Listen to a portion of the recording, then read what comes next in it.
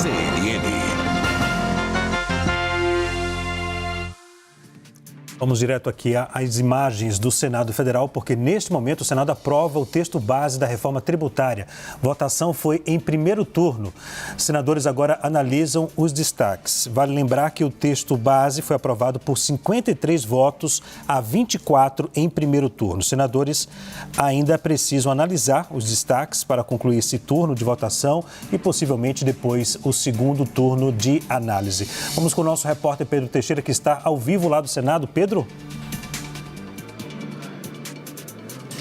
Oi, Leandro. O texto acabou de ser aprovado aqui no Senado Federal em primeiro turno com 53 votos, 4 a mais do que o necessário para aprovação da reforma tributária no plenário. Uma proposta de emenda à Constituição precisa de 3/5 dos senadores. O governo conseguiu essa vitória, era um desejo do governo federal aprovar a reforma tributária. É importante destacar que o texto ele foi aprovado em primeiro turno, tem uma próxima votação que vai ocorrer ainda nesta quarta-feira. Antes da votação, o relator, o senador Eduardo Braga, acatou mais 6 emendas na tentativa de avançar com essas negociações.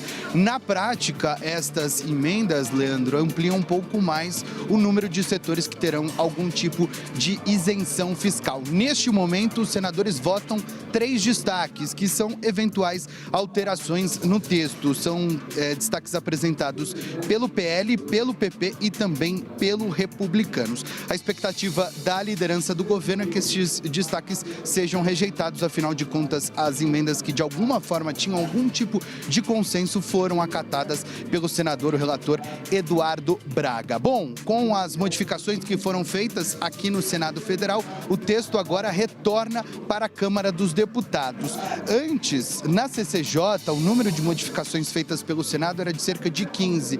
Com estas novas emendas acatadas pelo relator, o Eduardo Braga, pode ser que esse número seja um pouco maior. O presidente da Câmara, Arthur Lira, disse ontem que tem a possibilidade de fatiar a promulgação do texto, então eles trabalham com a possibilidade de que os pontos que estão em consenso entre o Senado e a Câmara dos Deputados já possam ser promulgados e as alterações terão que ser analisadas depois pela Câmara dos Deputados. De qualquer forma, a informação de momento é que por 53 votos favoráveis e 24 votos contrários, a reforma tributária foi aprovada em primeiro turno aqui no Senado. Eu volto com você.